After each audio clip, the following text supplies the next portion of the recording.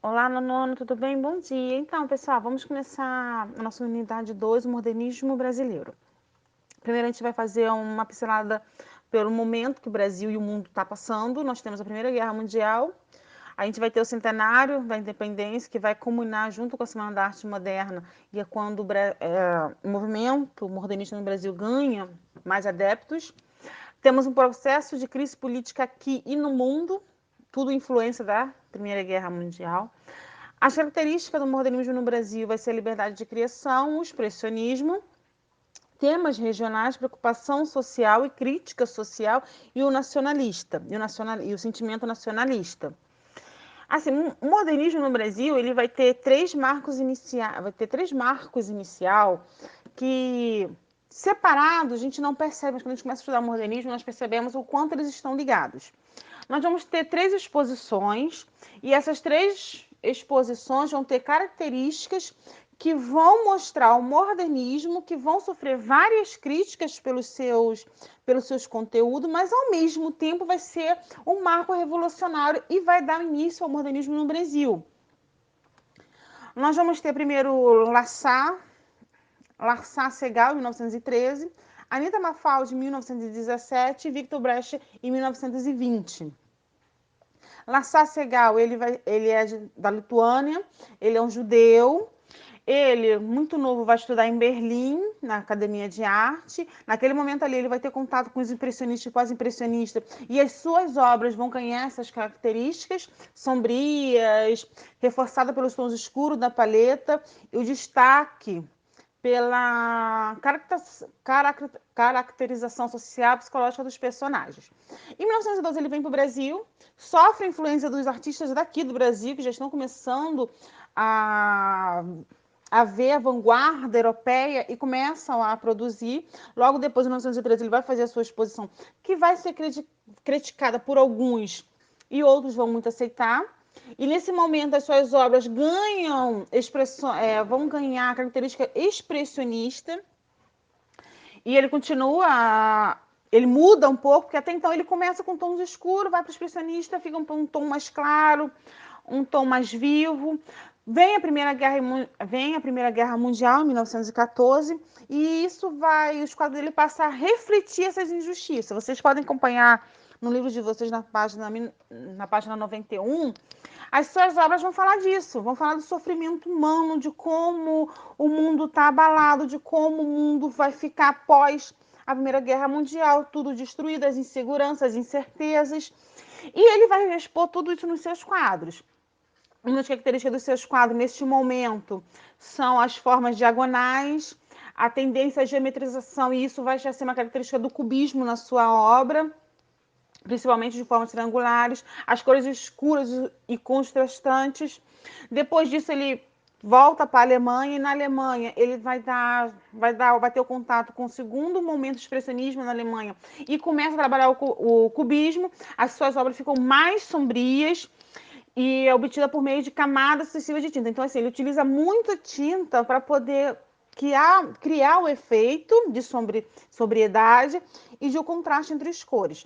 Ele volta para o Brasil, mais ou menos em 1930, 36, ele volta para o Brasil. E nesse momento ele começa o contato com os artistas brasileiros, então ele começa já a mudar as suas figuras. São figuras mais cores mais tradicionais, cores mais claras, os quadros dele ganham um outro ambiente. E ele também começa aqui no Brasil a expressar os problemas sociais do Brasil. Então a maioria dos quadros dele, que você for perceber no livro de vocês, com o Menino Largatixa, Paisagem Brasileira, Perfil de Zumira, ela está retratando o drama dos negros pós-habilitação dos escravos, que são marginalizados, porque assim, a gente teve o fim da escravidão no Brasil, foi assinado lá para. Só que os negros não foram muito bem aceitos pela sociedade, eles não tinham trabalho. É daí que surge muito dos problemas sociais do Brasil, aumenta muito com essa população negra e é marginalizada. Então ele vai expor isso nos seus quadros. Outra pessoa que faz parte desses marcos iniciais do modernismo vai ser a Anita Mafaldi. A Anitta é uma artista plástica, ela foi os primeiros contatos com a arte vai ser com a sua mãe, que ao ficar viúva começa a estudar arte, e a Anitta vai e segue os passos da mãe. Só que ela se torna professora, mas com apoio de alguns familiares, ela vai para a Alemanha para estudar arte. E em Berlim ela tem contato com o expressionista, e nesse contato ela começa já a usar as cores para expressar para o seu emocional, distorcer determinadas formas. O expressionismo ele trabalha muito essa parte deformada. Em 1914, ela vai fazer uma apresentação, uma exposição aqui no Brasil, com tudo aquilo que ela aprendeu na Alemanha, ela faz. Depois ela vai para Nova York, tem contato com outros tipos de vanguarda europeia, mas até então não muito vista pelo mundo, principalmente nos Estados Unidos. Então ela volta para o Brasil e pelos amigos apoiando para ela fazer uma exposição em 20 de dezembro. Ela expõe, são 53 trabalhos em gravuras, e isso vai fazer com que ela seja altamente criticada, e entre uma dessas críticas vai estar de Monteiro Lobato, que vai estar com texto em um jornal, vai ser Paranoia ou Mistificação, porque as suas obras até então, de Anitta Mafaldi, vai estar com expressionista, são pinturas de forme, não são reais, e aquilo ali ele vai fazer uma crítica, ele vai criticar quase todos os modernistas, Monteiro Lobato vai criticar. Só que essa crítica dele, todo mundo vai estar falando essa crítica, vai fazer com que se levante o movimento modernista no Brasil. Então é daí que vai começar a Semana da Arte, que vai começar a se pensar nesse movimento modernista, que os artistas começam a se expor mais ainda, e nós vamos ter a Semana da Arte Moderna, que a gente estudou semana passada. Outra pessoa acredita umas características do trabalho da Anitta, que é a relação dinâmica e tensa entre a figura e o fundo da tela. Vocês podem perceber o contraste entre um e outro.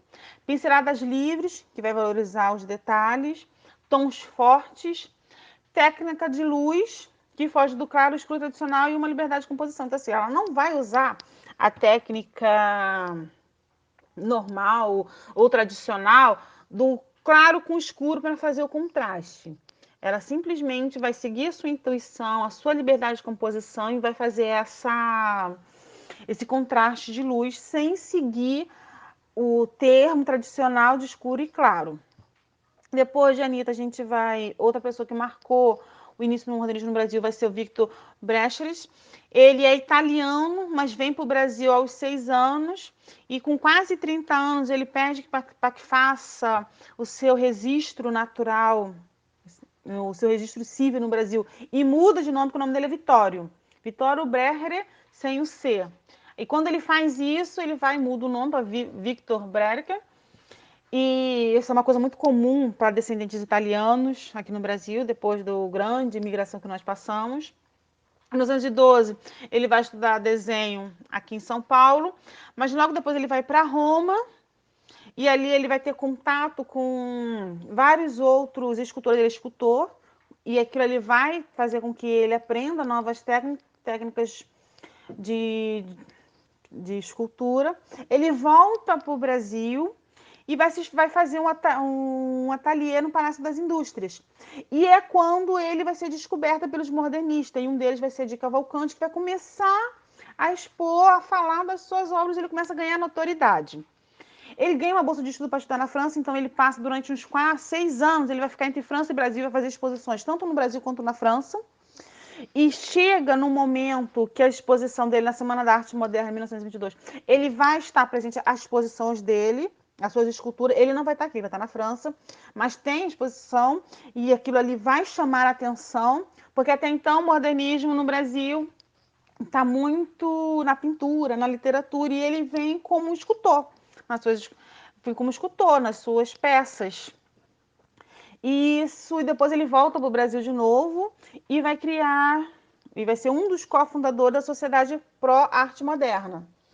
E ali ele começa a trabalhar com várias outras esculturas, ele vai ter pedidos de monumentos públicos, tem muitos monumentos públicos, principalmente em São Paulo.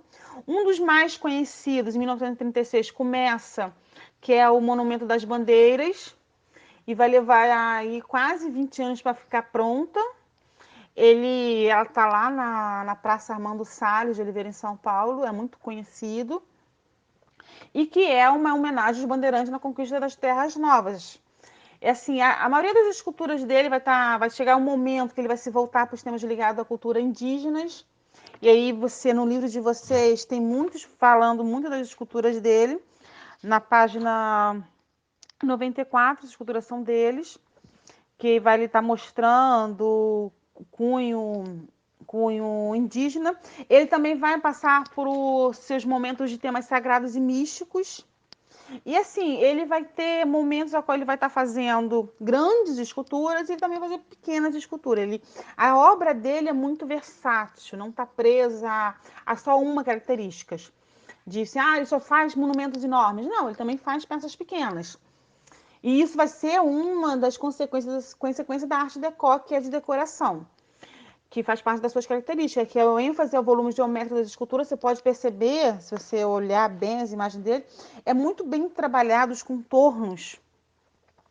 E isso é uma característica do cubismo. Tratamento sintético das formas, arte déco, que é em relação a uma arte voltada toda para decoração, e são suas pequenas peças. As pedras de formas circulares, muito detalhista. Então, gente, isso aí foi assim, os marcos iniciais do modernismo no Brasil. Daqui para frente a gente só vai estudar sobre o modernismo no Brasil, então a gente vai passar por vários momentos. Aqui a gente hoje só falou sobre o que o início, não foi só a Semana da Arte Moderna em São Paulo, 1922.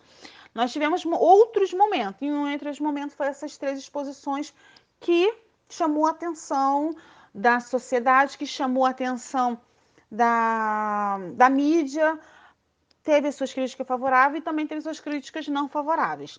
E agora a gente vai para os exercícios. A gente está o exercício na página 92, 93 e 95, que são para você expressarem o que você acha das figuras que estão. Na página 92, vocês vão ver qual é a concepção, qual foi o motivo que levou Lazar a pintar a obra Bananal, o que expressa o personagem. Na 93 é a continuação desse questionário vai falar sobre o preconceito. Na página 95, a gente vai falar sobre os monumentos, a destruição do monumento, sobre a pichação, sobre o que vocês acham sobre isso. E na página 96, que são os trabalhos que vocês vão entregar semana que vem, vocês vão ter uma semana para estar fazendo isso. O número 1 é que aqui está pedindo para você fazer uma escultura com argila. Primeiro você vai ter que desenhar e fazer uma cultura com argila. Eu não quero que vocês usem argila, vocês vão fazer com massinha de modelar. Uma massinha de modelar, e vocês vão fazer uma escultura como brecha vazia. No número 2, assim como Lazar Segal, ele retratava a realidade, vocês vão fazer um desenho e vão pintar, claro, dentro do expressionismo, que reflete o sofrimento das pessoas atualmente. Assim como ele mostrou o sofrimento das pessoas pela Primeira Guerra Mundial, o conflito que existiu, como as pessoas ficaram depois, vocês vão fazer agora a mesma coisa sobre o momento. Eu acho que assim, qual é o maior sofrimento das pessoas atualmente? É o desemprego provocado pelo Covid ou perder um familiar pelo o coronavírus. Pronto, mais prático. Esses 2 aqui é para entregar semana que vem. Não esquecendo que toda a atividade de vocês agora é posta no portal da NetBio. Eu estou querendo marcar com vocês para a gente passar a fazer as correções dos exercícios pelo Zoom. Eu já estou fazendo isso no 7º e no 6º ano. Mas, para isso, eu preciso que, além do Gabriel e do Gustavo, que os outros alunos também participassem. Porque não dá para fazer um Zoom com 1 ou 2 alunos, porque eu posso responder as questões com o Gabriel e com o Gustavo no próprio no grupo do Zap, mas eu queria que todo mundo participasse. Então, eu vou esperar manifestações de vocês, tanto no portal quanto no grupo. Beijo, pessoal. Até a próxima aula.